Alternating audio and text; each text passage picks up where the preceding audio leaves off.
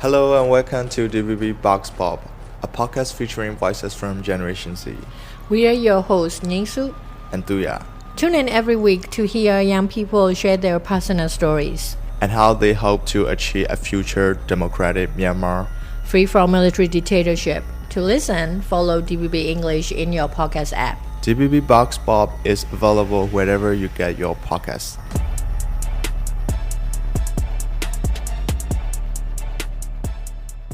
Hey, I'm Nyingsu. For this week episode, I'm with a female activist, and she's also one of the leaders of the Peacock Generation, also known as the thangyat performance troupe, and also a former political prisoner, Sue.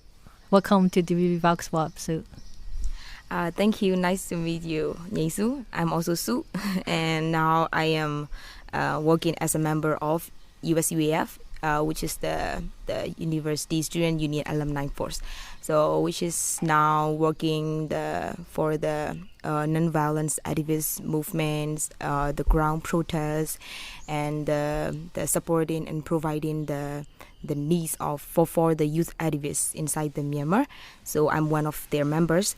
And now I am also doing researches with Chiang Mai University because I just finished my master program, specialized in public policy last year.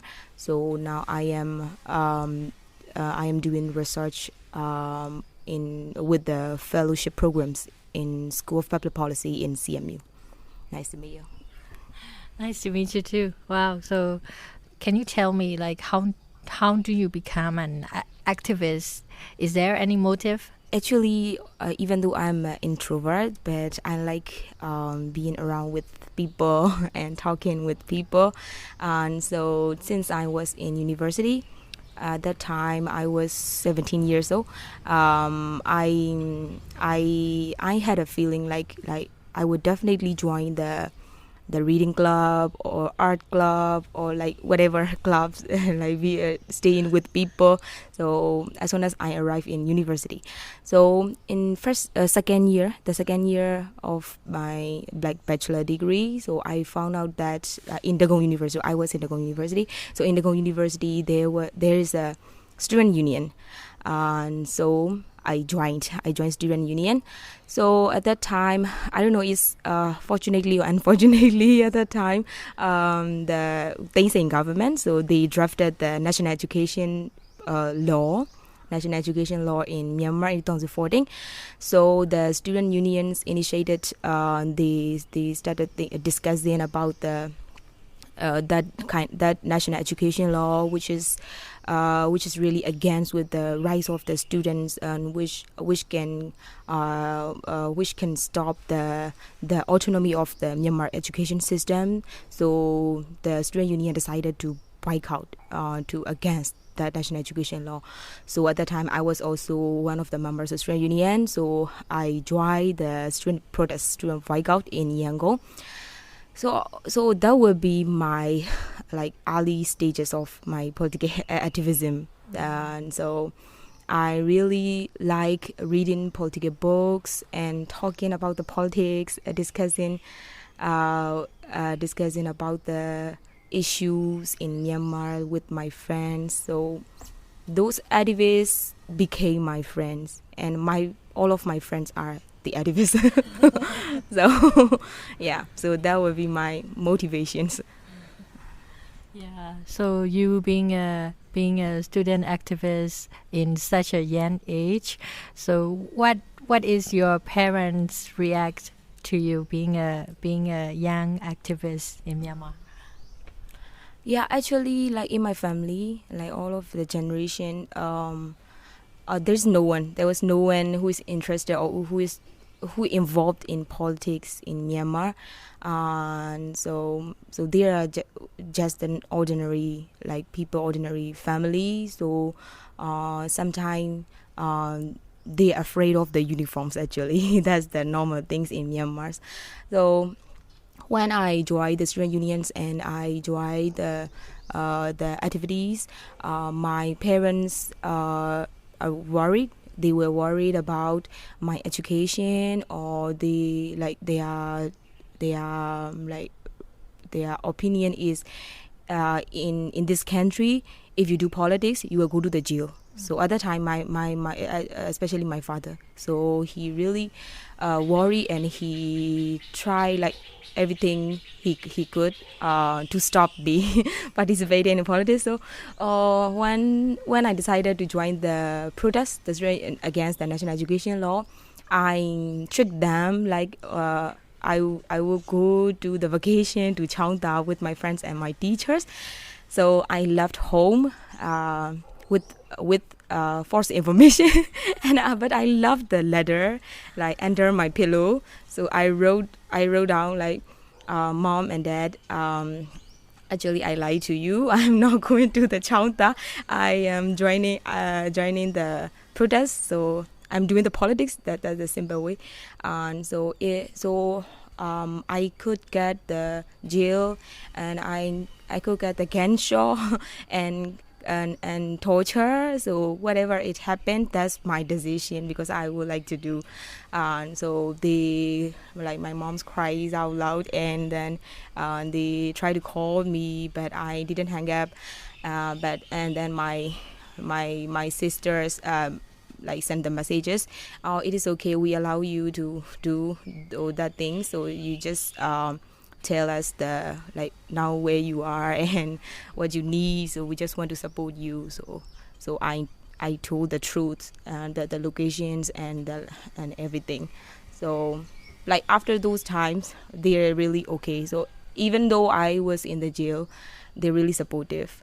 My mom's really supportive. Like although she was so sad, but she supported me, and she sent like everything I needed in the jail, like for 1 year and 3 months inside the prison.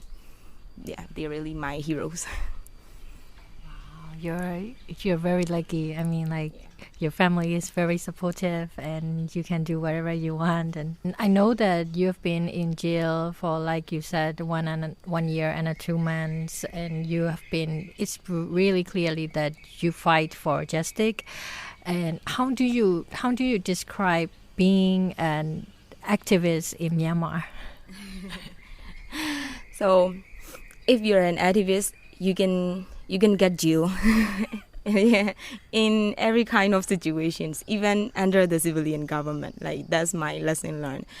If you're an activist, you can get jail in any kind of situation even under the civilian government, because and after the 2015 elections, at the time I was the student union, I was young and very active, so my hope was not that big. So at that time I thought that if we are under the civilian government, like National League of Democracy, MESU, so like every young people, if they do the politics, they won't get the prison, they won't get the sentence, they won't be charged. So that's my hope, and that's my thinking at that time. But I myself got the 2 year sentences under the civilian government. So I found out that it was really difficult, because we in country we can't focus on one specific issue, like under this situation, under this current system of Myanmar, because there is a junta and dictatorship and military oppression inside the Myanmar. So we cannot focus only on the one specific issue for the activisms. So it's really difficult. So it is really exhausted, like being an activist in Myanmar. Yeah, because there is a very big thing over every activism in Myanmar. So. That's something that I don't know about, and thank you for saying.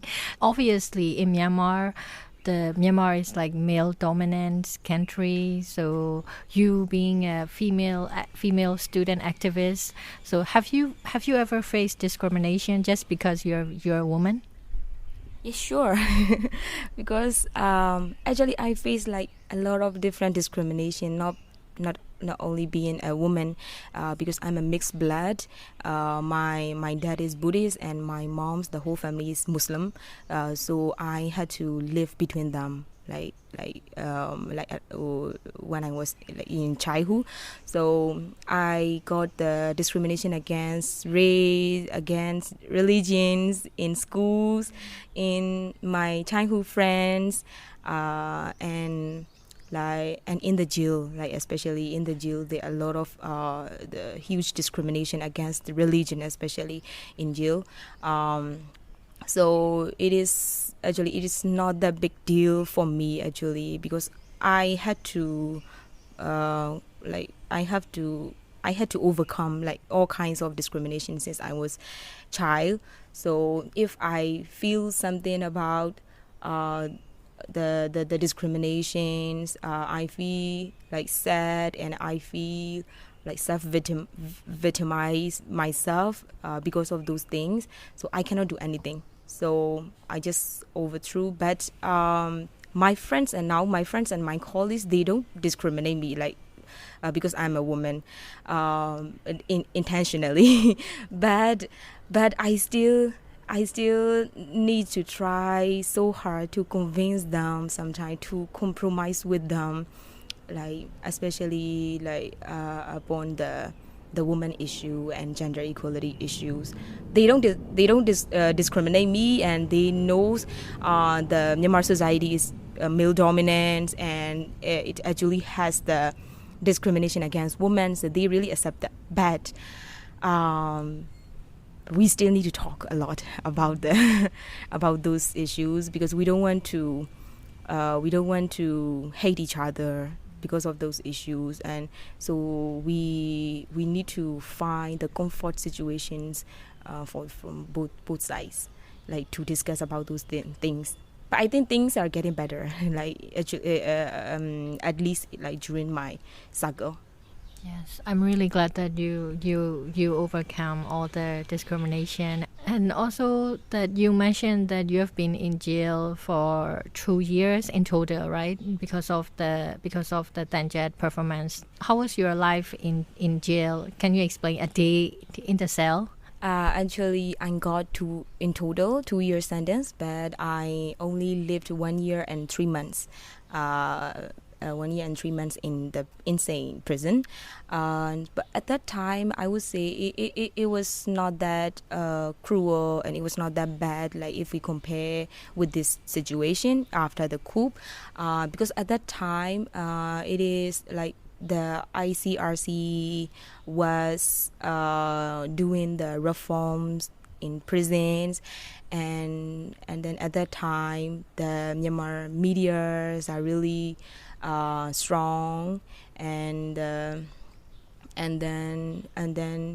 we are under the so-called civilian government. So the prison authority, the prison staffs really hate us, and they don't at the same time they didn't they cannot touch us because we always talk with medias whenever we go to the court trial. So we have that power.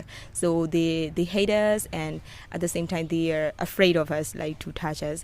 And so we could do a lot of compromise with them, but the prison is prison, so they have different discriminations, torture, and dominations, and instability and uncertainties, everything. So in the cell,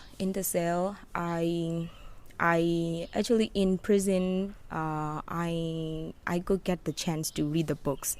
So but sometimes I really miss those times when I was in prison. That's really, yeah, that's real, because I don't know what's happening outside and what's happening what is the trend in Facebook. So I don't know. I didn't have any idea. So my mind was really clear, and I could live at the moment every time. So I have cats and I have books, and so I read all day. I read the whole day. So I could finish more than 200 books in prison.